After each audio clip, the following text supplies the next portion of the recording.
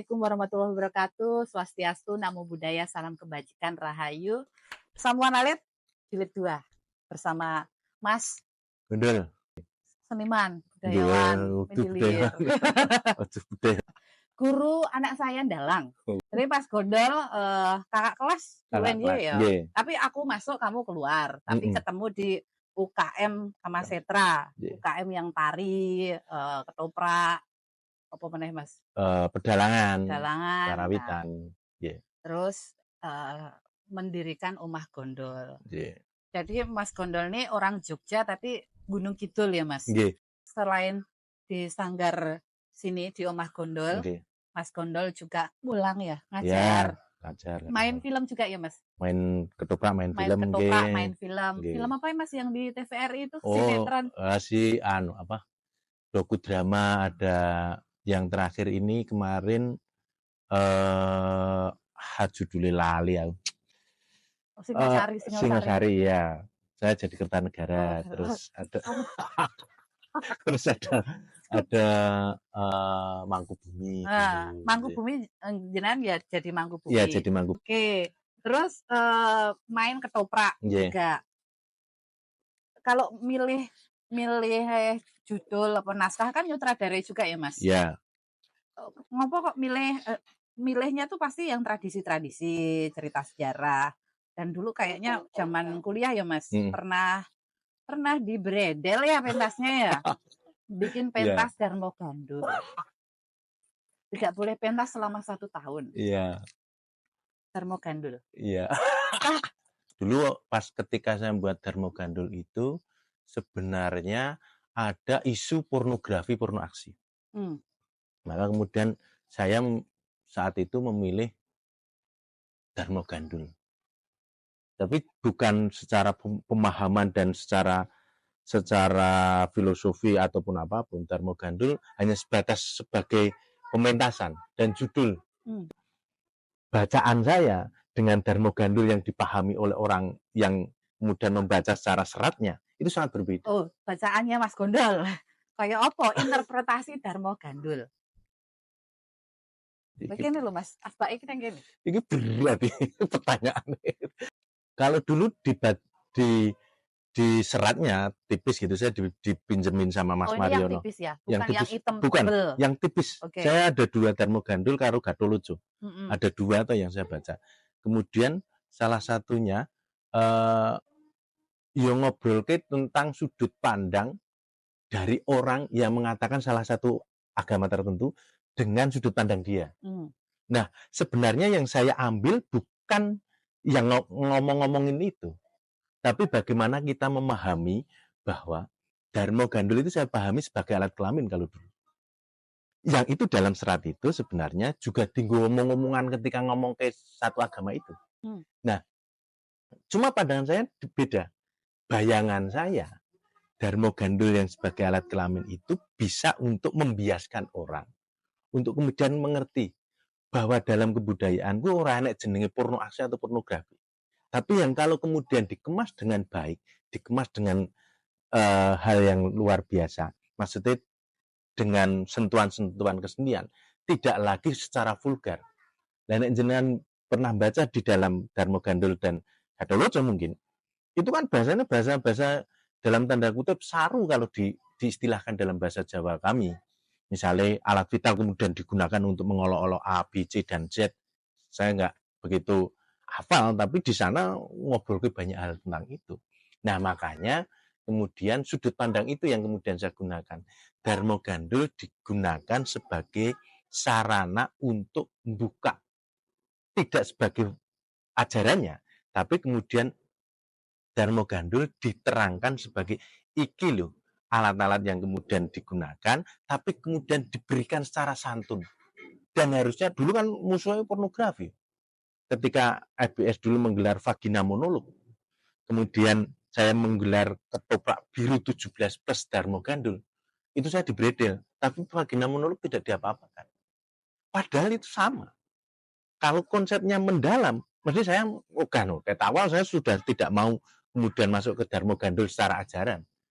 Karena saya yang kemudian nggarapnya adalah iki sarana tinggu ngomongi orang untuk kemudian ayo toh iki pornografi nek nong kebudayaan kemudian dikatakan pornografi dulu gambyong itu yang gurung nganggo mekak itu dikatakan pornografi porno aksi banyak hal toh yang dikatakan saat isu pornografi porno aksi. Nah satu-satunya jalan saya juga harus bergerak. Nah pilihannya Darmo Gandul. Nah karena pilihannya Darmo Gandul dan orang mengatakan Darmo Gandul itu ajaran dan ajaran itu tentang satu lah orang ngomong ada yang ya ada yang ngomong sesat, ada yang ngomong tidak toh. Nah sudut pandangnya sangat berbeda. Nah ketika didudah saya tidak mengambil ajarannya, tapi saya mengambil judulnya untuk kemudian mengedukasi sebenarnya karena bidang saya pendidikan, saya mengedukasi masyarakat bahwa kebudayaan itu tidak selamanya jelek. Pornografi itu tidak ada dalam budaya kita. Santun kita. Nah gitu. Wong nek ngomong kayak Linggayoni pun ya dari sisi yang mana, ya kan? Penyatuan Tuhan atau kui alat kelamin, tapi alat kelamin ki yo sik kepiye gitu kan ya. Oke, barusan kan tiba-tiba Mas Gondol menyampaikan kemunculan Sabdo Palon dan Noyo Genggong. Aku rak kowe mau nih. Darmo Gandul. Iya. Sabdo Palon di dalamnya. Noyo Genggong. Iya. Terus? Ya, nek misalnya ada yang mengatakan bahwa di tahun 2025 akan muncul Sabdo Palon Noyo Genggong. Saya selalu berpikir gini loh, bahwa kebudayaan itu, bahwa kesenian kebudayaan itu not lakuning zaman. Ketika kemudian ada yang mengatakan akan muncul gitu, saya bisa mengartikan itu spirit. Kalau kemunculannya secara visual, karena saya belum pernah mengalami ketemu secara Sabdo Palon Noyo Genggong, mungkin bisa jadi saya mengatakan iya, Sabdo Palon Noyo Genggong akan muncul di tahun 2025 spiritnya. Tapi kalau kemunculannya bleger dan lain sebagainya, saya masih meragukan. Tapi nek secara spirit, secara ajaran, secara dan lain sebagainya, mungkin di sisi kebaikan dan lain sebagainya ataupun apapun, kemungkinannya bisa jadi karena ono penjagane itu. Setiap kebudayaan, setiap serat, setiap ajaran itu mesti enak. Sampai saat ini wayang sing jarene saka zaman semono nganti saiki ada penjaganya. Candi dari semono saiki, ngilmu primbon, tata laku ning urip, tata laku ning waktu dan lain sebagainya, mongso dan lain sebagainya. Itu ada. Ada orang yang menjaganya. Sama seperti ketika ada yang mengatakan bahwa sesuk ing tembe jangkane Jayabaya metu bakalan iki misalnya pasar ilang kumandangi ngono kae. Lah iki dulu pernah kita ngobrol bahwa bisa loh tahun 2025 ini kemudian akan muncul Sabdo Palon Noyo Genggong. Saya dari awal mengartikan ini spirit, bukan secara visual. Sangat berbeda. Jadi misalnya omah, misalnya joglo yang ada di depan itu misalnya, itu tahun sekian dibangun. Nah spiritnya yang ternyata muncul dari sana. Rumah itu biasa untuk kumpulan, karena itu milik Mbah Dukuh atau Mbah Carek atau Mbah Lurah, biasa untuk kumpulan orang walaupun kecil, sampai saat ini tunggu kumpulan uang. Spiritnya yang muncul bukan Mbah Lurah yang kemudian omahe nang kono kemudian terus-terus, enggak. Tapi spirit yang kemudian muncul dari keringat-keringat yang itu muncul, itu ada. Nah, Sabdo Palon Noyo Genggong yang spiritnya positif, saya pikir tidak negatif loh ya, positif, itu bisa jadi akan muncul. Iya positif kok, beliau positif kok. Iya. Maksudnya kan ajarannya juga ajaran Jawa gitu loh. Nah kemarin kan kita sempat debat ya untuk menghapus, enggak menghapuskan, gini loh Mas gitu. Beliau kan datang kembali lagi nih ajaran Jawa gitu kan, ajaran Jawa kuno ya. Yang kalau kita lihat ajarannya itu juga bagus-bagus. Jadi kalau kita sudah punya sesuatu yang bagus, ditambah lagi yang lama dan itu bagus gitu, ya akhirnya kan jadi bagus banget gitu. Kalau kemudian orang bisa, kalau kemudian orang bisa menelaah dengan benar dan baik, secara penangkapannya bagus, bisa. Makanya saya eling ketika dulu saya membuat Kiblat Tanah Negeri Syekh Siti Jenar itu, nalikane Sunan Bonang ngendikan, nek banyune secangkir, mbok isine sak teko ini mlubek. maka kemampuan setiap orang untuk memahami Sabdo Palono Ginggong yang kemudian akan muncul sebagai spirit positif ataupun negatif, atau kemudian kita ngobrol tentang Darmo Gandul Gatoloco yang katanya positif atau negatif itu, misalnya, itu jadi bermasalah di tangan atau di mata orang-orang yang belum siap. Ya. Makanya kemudian sebenarnya orang-orang yang paham tentang positif atau negatifnya itu, yang sebenarnya juga harus dibuka. Nah, pemahaman itu yang sebenarnya sekarang yang kurang. Orang literasinya sekarang berkurang loh. Tapi orang nonton gambar, mendengarkan suara, itu malah sering. Bacanya kurang. Makanya ketika kemudian iki HP nih, HP nanti. Kalau kemudian didoktrin dari dulu, misalnya kayak aku didoktrin, iki salah, ajarannya salah. Saya akan berhenti. Tak gak nemu salah loh nek dinggo kowe. Ora pareng lho nggo kowe. Mergane kowe orang duwe kesempatan untuk itu, kecuali kowe memang darah biru misalnya. Sama ketika kemudian Sabdo Palon atau ajaran Darmo Gandul itu baik, posisinya baik misalnya, tapi kemudian tidak dipahami secara kebaikannya karena tidak punya pengetahuannya. Nah, sebenarnya orang-orang yang mengatakan ini baik itu harus punya telah literasi yang jelas, terus diberikan pada orang-orang. Padha aku nek gawe dolanan anak. Ketika aku ngomong ke dolanan anak, aku yang aransemen dolanan anak. Terus kemudian saya berikan. Wah, aku seneng wayang. Ya aku kudu celak ke wayang karo bocah-bocah.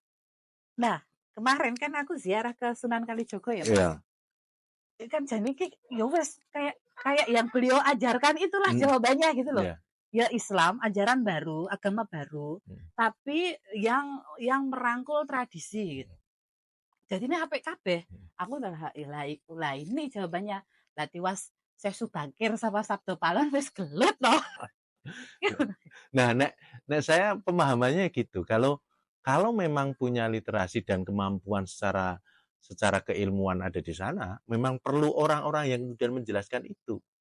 Standar sekarang di dunia media itu kita punya ustadz-ustadz, punya orang-orang yang kemudian mengerti agama, orang yang paham itu, tapi sedikit yang kemudian juga mengajarkan hal-hal tentang iki jawane ngene iki lho, iki lho kudune Jawane digawa, Arabe digarap, misalnya ngono. Nah, jadi misalnya gini, dan logika kan bisa kita bisa menalar itu dengan logika. Misal sajen-sajen pakai kembang.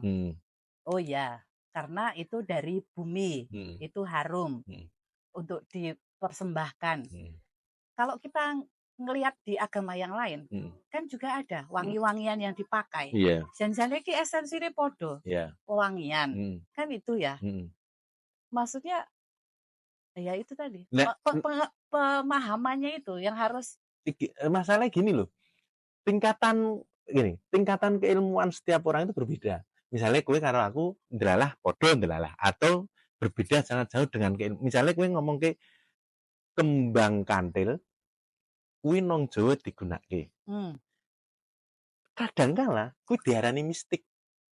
Nek kalau kemudian masuk ke agama, sangat tidak tepat. Padahal setiap awake dhewe misalnya arek kirim donga nang kuburan mesti nggawa ngono kembang dan lain sebagainya. Tabur bunga ya kembang dan lain sebagainya. Tapi ada yang kemudian, nah ini friksinya kan, makanya sebenarnya ketika kemudian kita continue pada misalnya bidang ini, ya itu kudu diteruske le berjuang. Misalnya jenengan kan posisinya ini ngobrolnya tentang mbok iso digawa terus secara ajarannya memang ditambah akan lebih baik. Saya tidak punya kapasitas itu. Anjena nek punya itu akan lebih baik. Nah, masalahnya kan uang percaya ku karo ahli-ahli agama nek ngomong ngono-ngono. Nah, ahli agama kadangkala tidak semuanya ya. Kadangkala juga tidak nyenggol be ora. Nah, aku kudu memang wong-wong sing luar biasa. Swargi ketua Nilus Bumi yang sudah tidak ada itu dulu ngobrolin tentang kebudayaan yang sangat lengkap. Les Bumi adalah Lembaga Seni dan Budaya Nahdlatul Ulama. Oke, Les Bumi. Apa jenengan tahu Les Bumi? Iya ngerti. Syekh Subakir, tim Syekh Subakir. Iya nggak apa-apa. Setiap ajaran itu mesti punya pengikut, satu. Yang kedua, pemahaman saya, ketika kemudian dibenturkan, mesti yang akan muncul adalah yang satu tersakiti, yang satu tidak. Misalnya kayak ini ya, dia ngomongin bahwa anak-anak muda jauh dari wayang, jauh dari budaya. Saya tidak pernah mengatakan itu karena aku bareng-bareng karo Caca ngambendino gawe wayang, ambendino gawe Termasuk timur mulai termasuk dari timur. 3,5 tahun mesti tahu wayang gitu ya. Berarti karena itu selalu diajarkan. Coba kalau tidak usah lingkungan besar, lingkungan kecil saja. Kita punya, makanya ketika aku nonton nek misalnya kaya Sunan-Sunan ki duwe santri, duwe murid siji loro telu, ning jelas sakbare njetukah, sakbare njetukah, sakbare njetukah. Pemahaman iki yang sebenarnya keilmuan itu jelas, semuanya harus cetha. Nah nek kuwi iso wis selesai. Neng Gunung Kidul itu Mas, di gunung kan kamu nih pinter banget tentang kebudayaan. Oh ora pintere ora. Yo, padahal suka Gunung Kidul loh. Yang itu juga jauh dari keraton. Tapi aku lihat kan orang-orang Gunung Kidul ki kebudayaannya juga kuat-kuat. Dan Mas Gondol nggarapnya yo abot-abot gitu yang dikerjain. Gimana sih kebudayaan di Gunung Kidul? Orang juga masih hidup dengan filosofi Jawa, apapun agamanya. Yeah. Terus banyak orang-orang, banyak juga seniman yang deep gitu pengetahuan budayanya dari Gunung Kidul. Kalau ngobrol Gunung Kidul itu kan ngobrol banyu ya, air yang kemudian mengalir. Kalau kita ngobrol itu setelah perjanjian Solo Tigo atau perjanjian Giyanti, berarti kita akan mengenal sing jenenge Sambernyowo. Gunung Kidul punya air yang kemudian berasal dari Ngawen. Topone Pangeran Sambernyowo di Gunung Gambar. Ono istilah tiji tibeh. Mati siji, mati kabeh. Mukti siji, mukti kabeh. Ada hal yang sangat fenomenal, misalnya kayak Pulung Gantung yang kemudian kok iso lah. Ada beberapa sejarah yang mengatakan bahwa bisa jadi tiji tibeh nggone mbah-mbah dhewe iki iso mlebu nang dhewe, sehingga ketika kemudian ada hal yang kemudian ono disangkut pautke karo mati misalnya, gantung diri misalnya, kaya Gunung Kidul misalnya, itu ono sangkut pautke karo tiji tibeh biyen.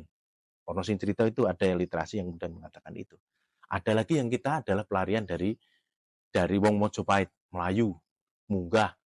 Banyak versi ya. Banyak. Ada yang pelarian, ada yang memang putranya Bre Kertabumi, Brawijaya 5 kan berapa ratus putranya ya. Salah satunya dikirimlah di Gunung Kidul. Mungkin ada literasi yang kemudian mengatakan bahwa pelarian itu ke sana.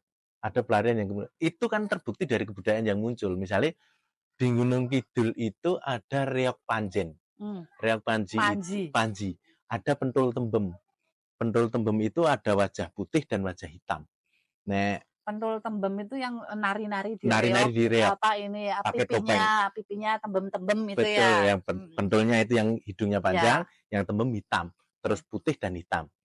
Kalau kemudian itu dimaknai sebagai cerita bahwa Panjen itu Singosari, Jenggolo, kemudian kembali ke Mojopahit, iki enek sangkut paute. Berarti mbuh pelarian, mbuh memang jalannya ke sana, itu memang ada. Lah itu jadi dilihat dari situ. Oh, ono pentul tembem yang kemudian mungkin ada yang kenal dengan Sabto Palon, Noyo Genggong atau siapa. Kan ono cara Kodota Sawolo Mogobodongo. Misalnya kita menelisik dari itu, dari beberapa literasi bahwa ada dua utusan misalnya. Gunung Kidul ya ono ya pentul tembem, ya ireng putih. Apakah itu Sabdo Palon Noyo Genggong? Apakah itu Bancak Doyo atau siapa namanya? Kalau kemudian itu diartikan hitam dan putih, baik dan tidak, atau Roapineda. Nah, misalnya gitu, itu bisa jadi. Tapi kalau kemudian sudut pandangnya hanya sebatas, oh ini biar tahu wong Mojopahit ini, selesai gitu.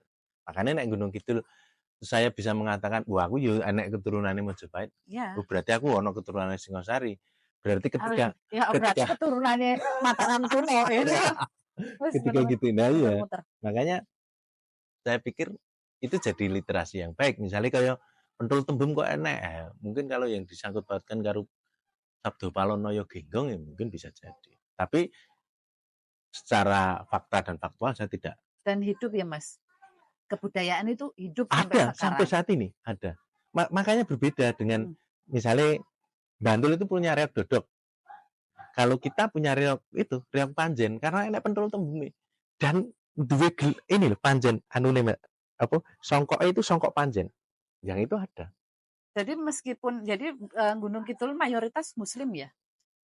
Bisa jadi, Ya bisa kan? dikatakan mayoritas nggih. Tapi mereka tetap megang tradisi. Tradisional, nggih. Termasuk kawasan yang nggak boleh dijual Betul. tanahnya ya Nggih, masih ada kaya nek nang Bali misalnya ada pohon-pohon yang kemudian dilindungi, masih ada jenenge resan yang kemudian kita datang setiap rasulan, setiap apapun bersih desa dan lain sebagainya yang kemudian kita beri dalam tanda kutip sesajen atau istilahnya dinggo menghormati leluhur istilahnya. Leluhur. Nggih. Nah, itu kan yang sekarang bikin galau ya, Mas. Kalau beberapa ahli itu misalnya si Anthony D. Smith gitu ya. Kebudayaan itu adalah inti dari sebuah bangsa. Terus siapa lagi? Emily Durkheim sama, dan beberapa lainnya sama. Ki Hajar Dewantara sama. Dan memang akhirnya daerah-daerah yang kebudayaannya atau tradisinya masih kuat, apapun itu agamanya, tapi mereka bisa merengkuh tradisi, itu ya jalannya enak gitu. Masalah kayak sekarang, terus dikandani udah dikasih tahu itu hutan adat, gitu, nggak boleh dibabat, ya dibabat. Berarti kan kejadian ini ada membuktikan ini ada masyarakat. Kalau yang punya hutan adat mereka tahu fungsinya apa, makanya mereka berjuang untuk itu. Tapi ada orang-orang juga yang sudah kehilangan identitasnya. Mereka nggak ngerti tradisi nih, artinya itu apa. Itu kan yang bahaya, yang akhirnya ya itu tadi. Kalau intinya udah hilang ya dalane iki wis ngawur gitu.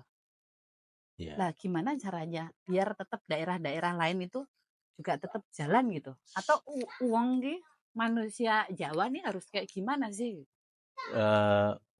Sudut pandangnya sangat berbeda ya, karena memang nek nong gunung itu ada sebagian yang kemudian masih menganggap bahwa ada tanah-tanah yang kemudian atau tempat-tempat tertentu isik diomongke wingit sakral. Tapi ada orang-orang yang kemudian misalnya saat ini pesisir-pesisir selatan itu kan banyak dikuasai oleh wong-wong dari luar yang kemudian membeli tanah-tanah itu. Sama ketika kemudian ngomong ke hutan adat. Nah, tanah-tanah yang di pinggir pesisir yang kemudian memang sebenarnya untuk kemakmuran masyarakat itu juga digunakan oleh mereka dan semaunya. Sebenarnya perlu kearifan. Kalau misalnya dikatakan misalnya Gunung Kidul misalnya, kok iso itu? Ya karena jalan terus. Kita itu kan adoh ratu, cerak watu. Kita hanya mendengar. Kita masih punya rasa ketakutan. Engko adoh ratu tuh jauh dari kerajaan, jauh dari rajanya gitu. Cedak watu, deket batu. Iya. Artinya masih ada istilah kita apa ya? Isik duwe rasa wedi gitu.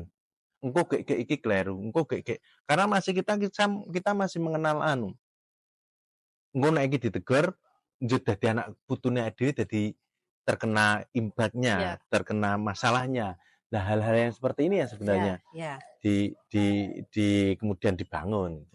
Ya, kemarin kan aku sempat membahas tanah-tanah Sima, tanah-tanah perdikan. Yang di upacara Sima itu sudah dimantrai. Mantra kutukan. Maksudnya kan mendengar Sima itu jadi luar biasa. Ya, ini bukan ya maksudnya dulu itu raja ketika ada orang yang berjasa ke kerajaan atau ke raja ataupun masyarakat tertentu yang berjasa, beliau memberikan tanah perdikan, tanah bebas pajak di situ. Macam-macam fungsinya, macam-macam, ada yang dipakai untuk disuruh dipakai tempat ibadah, ada yang untuk ekonomi mereka, ada yang jadi hutan adat yang harus dilindungi. Dan itu di upacaranya tuh ada mantranya. Mantra kutukan. Untuk siapapun yang melanggar maka akan terjadi apa. Dan di sana itu zaman Mataram kuno ya Mas. Mataram kuno Majapahit sama. Itu mantra itu, kutukan itu berlaku untuk selama-lamanya. Nah, nek sing orang ngerti, padahal udah dikasih tahu turun-temurun ini nggak boleh, ini nggak boleh. Jadi melakukan hal yang tidak semestinya di tempat itu. Kuwi sing marake bergejolak juga, alamnya yang bergejolak. Nah, ya sebenarnya nek saya sudut pandangnya adalah bagaimana penjaga-penjaga kebudayaan itu juga harus muncul dan memberitahu. Kita tidak bisa kemudian menyalahkan misalnya karena mungkin ada kerakusan-kerakusan yang muncul. Karena itu tidak diimbangi dengan orang-orang yang memang menjaga budaya terus secara masif bergerak terus, kemudian melakukan pergerakan-pergerakan budayaan, misalnya menjaga. Misalnya kita nang Gunung Kidul punya punya teman-teman sing resan. Resan itu memang gula mentah tanah-tanah, pohon-pohon yang kemudian sudah langka, kemudian mereka upeni tanah-tanah yang kemudian bisa digunakan telaga-telaga itu diopenin. Itu grup resan yang ada di Gunung Kidul itu selalu itu. Nah, itu sebenarnya cara-cara yang saya pikir sangat sangat bisa membantu orang-orang melawan itu. Karena ketika yang kita paham dengan kebudayaannya kita diam, ya wis. Akhirnya ya nek misalnya hutan adat dibabat, ya selesai no. Misalnya pohon-pohon besar terus kemudian resan dan lain sebagainya kemudian dihilangkan, ya selesai. Nah, kontinuitas itu yang sebenarnya kekuatan kita dalam melawan orang yang kemudian ngawur dalam melakukan pembantaian kepada tanah adat, pada dan lain sebagainya ya. Mesti kowe untuk kutukan dhewe kok. Yakin itu. Iya. Kenapa kok di antara semua yang modern ini ya, bangunannya modern dan lain-lain, ning omah gondol itu memilih untuk bangunannya ya tradisional, joglo, pendopo. Ada faktor apa? Gunung Kidul itu habis rumahnya karena dijual. Oh ya, iya banyak ya. Banyak yang dijual dan rumah tidak lawasan. Rumah gitu. lawasan dan tidak kemudian identik karena semuanya sudah habis. Rata-rata omah Gunung Kidul berganti dengan tembok. Saya Gunung Kidul yang kemudian kepengen omahku ini omah yang kemudian ada di Gunung Kidul. Ketika kemudian saya membuat omah, iya iki, dan orang yang paham dengan bangunan Gunung Kidul, dia akan selalu mengatakan, oh iki Gunung Kidul. Saya tidak tahu, saya dulu pernah Mas Iman, orang Magetan dan penulis hebat itu ketika duduk masuk ke sini, oh ini Gunung Kidul. Iya. Oh, penulis. Mas Iman. Oh ya Mas Iman. Ya. Imane Cak Nun. Iya, Iman Pak Cak Nun. Dia langsung bisa menebak bahwa ini adalah omah yang Gunung Kidul banget. Dulu pernah ke sini di bawah Mas Kito, kemudian kita ngobrol-ngobrol. Sebelum ngobrol, beliau mengatakan, oh ini Gunung Kidul. Terus ngobrol, oh ini Limasan Sinom. Oh iki joglo iki. Oh iki gebyoke. Jadi nek jenengan nonton itu gebyoke kecil-kecil dan pendek-pendek omahku. Dan ada artinya ya? Ya nek apa iki saka guru. Arti. Waduh rado aku nek artinya. Ada artinya. Semuanya mesti ada artinya. Itu kenapa kok dulu ada yang memberikan syarat kamu boleh nyebarin agama tertentu, syaratnya bangunan ibadahnya tetap jangan hilang identitasnya Majapahit. Betul. Karena kan ono artinya ya. Kalau yang masjid gitu misalnya, oke tumpang meru gunung menuju ke Tuhan gitu kan. Karena yang mau kayak Mas Iman tadi, teko dengan kita melihat sebuah bangunan itu kita sudah mengenali identitasnya. Itu yang sebenarnya akan digugat. Kalau saya gini, maksudnya kalau dulu kan dikatakan bahwa ojo duwe joglo sik, joglo kata orang Jawa. Ojo duwe joglo sik, sadurunge kowe duwe anak karo bojo. Makanya ketika saya membuat joglo di bawah untuk pendopo, untuk pementasan itu ya ketika saya sudah punya anak dan istri. Nek yang sini kan ini anakmu Limasan. lahir tuh Mas, anakmu kan aku tilik tuh. Anakmu lahir lagi bikin yang sini kan. Tapi ini Limasan. Pendopo yang bawah itu kan bentuknya joglo. Joglo itu kan mengerucut ke atas besar, sokonya 4. Terus ada pengaraknya belah. Nah, kuwi nek dienggo wong Gunung Kidul, istilahnya bapak saya urung entuk nalikane kowe urung duwe anak karo urung duwe bojo. Maka harus dipastikan dulu kamu punya anak dan istri dulu, baru membuat joglo. Aku tak ugemi. Terus ada tuh Mbak, sing misalnya soko itu hanya 6. Mbuh Trajumas, mbuh apa gitu. Keraton ada. Terus dalamnya Mas Aldi itu juga punya. Jadi soko 6. Saya tidak berani membuat itu. Karena ada walerannya, menurut bapak saya itu ada walerannya. Nah, mungkin waleran-waleran itu yang kemudian dikatakan oleh bapak saya, dikatakan oleh orang tua-tua, yang kemudian masuk ke saya, itu yang kemudian menjadikan saya gelem gawe kayak ini. Wah, iki jane podcastnya karo bapakmu bareng ya, Mas? Iya. Jadi nek misalnya ngopo nek wong gunung kok ora nek sing wani gawe limasan ning sokone 6. Kalau kata bapak apa? Ya kuwi nggone juragan-juragane dhewe saka 6 kuwi kudu dhek kuat betul secara keturunane, terus kemudian biasanya raden-raden. Wah, aku iso gawe iso. Ah, iso aku ya iso. Tapi karena adab. Tapi ora adab akhirnya. Apa ya, Mas? Ora ilok. Ora bukan ra ilok, ora pas gitu. Wah, ya iso. Ora pas. Jadi adab nek istilah bapak saya, ya iso, ya ape. Lah kowe saiki misale gak joglo entuk kok. Wong kowe iso duwe duwite kok. Ini kan tidak. Iya. Harus ada tahap-tahapannya gitu. Sangat ini ya. Ya kowe iki nek wis sugih kowe ya iso dadi raja, raja Jawa. Nek ya ora ngono kuwi. Aduh. Jadi nek omah itu ya identitas. Jadi semua yang ada di sini itu jadi tempat edukasi banyak orang. Ketika masuk ke sini, oh Limasan, oh iki Jeklen, oh iki joglo, oh iki saya tuh yang dulu saya ingat-ingat itu nek biyen nek omah biyen nek pawone, nek lintringe, nek dan lain sebagainya. Nah, bawah akhirnya yang kemudian bisa saya eksplor gitu. Nek kandangi. Dulu saya punya kandang di atas cuma karena kondisi jadi tidak bisa akhirnya digeret ke bawah. Lah wong Jawa kuwi nek iso yo jangkep. Yo ana Turangga, ana Wisma, ana Ukila dan lain sebagainya itu yang kemudian dipahami bahwa dengan seperti itu nanti jadi sayem murid. Nang Yojo berhenti kok. Apa namanya? Bangunan itu Mas menurutmu ya? Kalau aku kan kayak ngerasa bangunan itu juga ini tuh bangunan-bangunan yang kamu buat untuk sanggarmu itu. Dia berpengaruh nggak sih ke bukan cuma proses kreatif ya? Ya proses kreatif.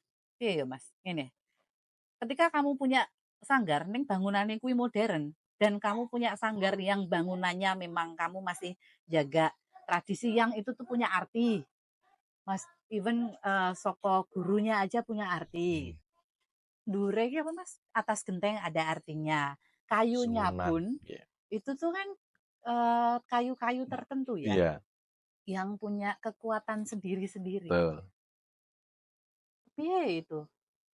Kaitannya. Nek, ini kan banyak bangunan-bangunan di sini yang kemudian saya ambil langsung dari Gunung Kidul.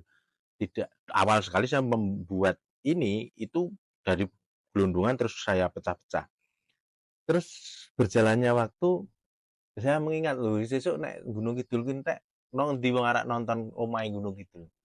Ya iki berarti iki nek iso nek wong arek atul tetep tak uyak gitu. Spiritnya sebenarnya yang kemudian muncul. Yang bangunan itu, bangunan sana, bangunan apapun yang ada di sini, spiritnya ikut. Apapun itu, spiritnya ikut. Terus, nek bangunan-bangunan Jawa itu kan secara audio, itu sudah asik. Misalnya ada rekaman di bawah joglo misalnya. Suaranya wis bisa menggema dengan sendirinya. Ada penelitiannya kok. Akustik ya? Akustiknya udah bagus. Jadi, kalau omah gondol itu bedanya sama tempat-tempat seni yang lain, kuwi ono loh Mas. Iya. Nah, aku agak-agak bingung ya. Maksudnya gini, omah gondol dari dulu sampai sekarang itu sustain. Padahal dengan metode yang tradisional. Jadi kalau Mas, anakku sinau dalang di situ ya, belajar dalang di situ ya, bayar berapa? Nggak mau dibayar, pentas dibikinin, nggak mau dibayar dan nggak cuma Timur ya Mas. Iya. Banyak anak-anak yang belajar di sini. Kalau mau nanggap nari pun ya adanya uang berapa jalan. Tapi omah gondol ini bisa sustain. Oh, kemarin bikin pendopo sini, habis itu beli lagi di bawah, bikin pendopo lagi, tempat ini lagi, terus gamelanmu sampai 2 set, wayangnya komplit gini, Mas. Alhamdulillah. Ilmunya apa, Mas? Ilmunya mau bersyukur karo berbagi. Sebenarnya makanya kan jenenge kan omah gondol bukan sanggar.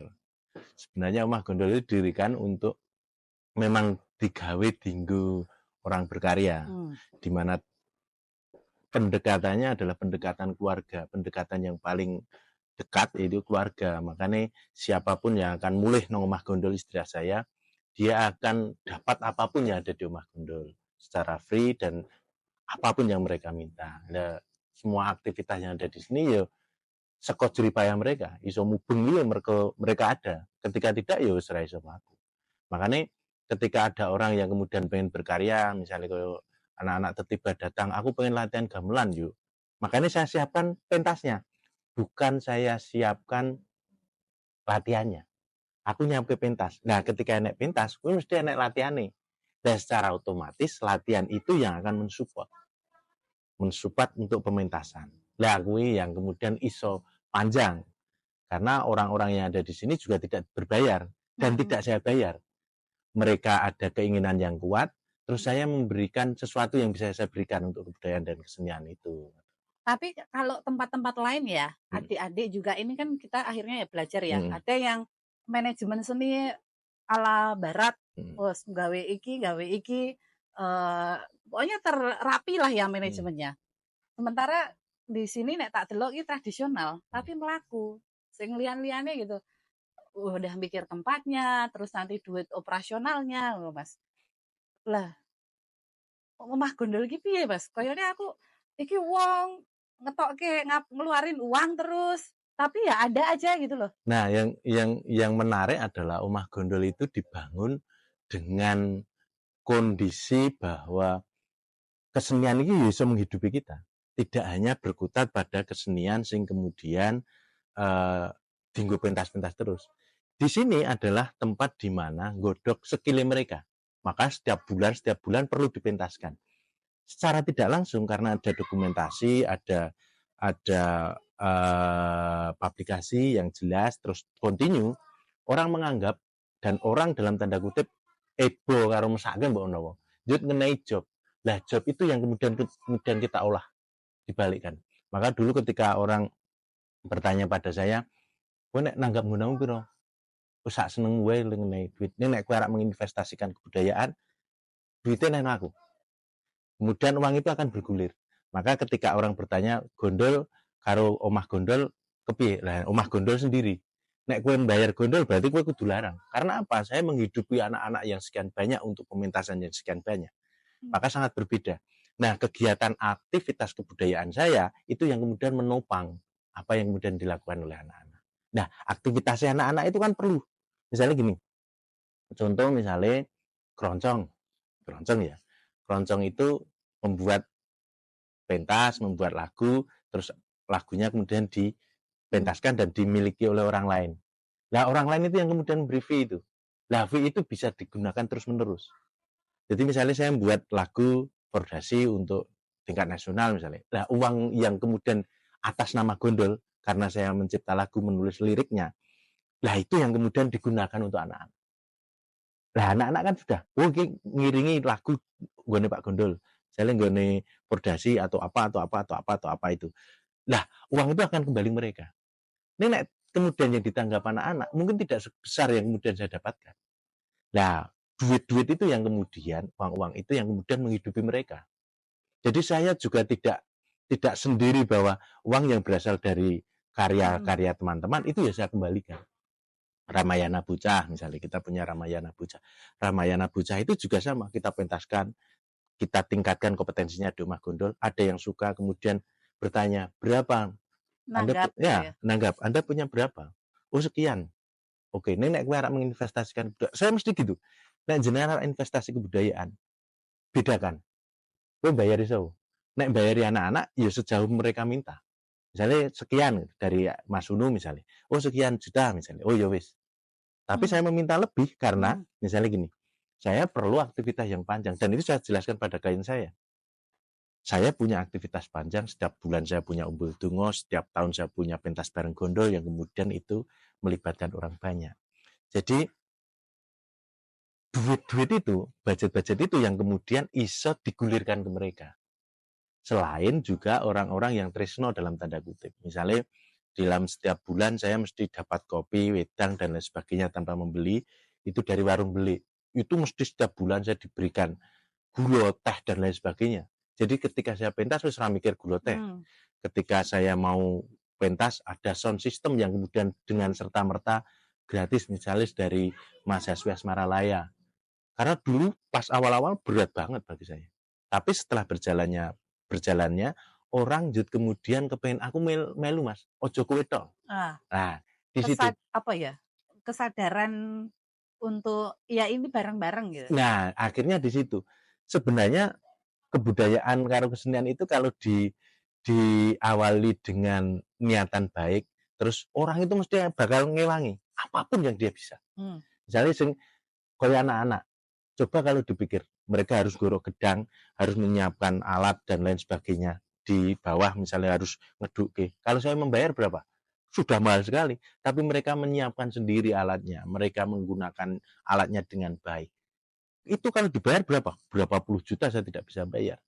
Tapi karena patembayatan bareng-bareng kegotong royongan, lah itu yang kemudian bisa menyebabkan ini kontinu. Ya, gitu. Jadi apa namanya nguri-uri kebudayaan itu bukan berarti hanya orang yang bisa kesenian dan kebudayaan. Betul. Misal zaman zaman dulu orang bikin candi. Ya nggak semua harus undaki, mangku yang bikin arsiteknya gitu. Kalau isane urun watu ya urun watu. Betul. Bisanya apa namanya jadi juru pugar misalnya nata ya nata. Bisanya bersihin lumutnya ya bersihin lumutnya gitu. Tapi itu semua tuh usaha. Itu tuh semua adalah pelaku. Betul. Ya kan? Cuman ya keahliannya apa atau yang dimiliki apa itu yang diberikan. Betul. Jadi bareng-bareng. Weling atau apa ya? Nasihat lah buat adik-adik. Ini kan merantau di Jogja dan termasuk sukses dengan metodenya gondol loh ya, yang merangkul tradisi dan cara uripe wong Jawa gitu, cara hidup orang Jawa dan itu tetap berhasil. Apa pesannya buat adik-adik pelaku seni budaya?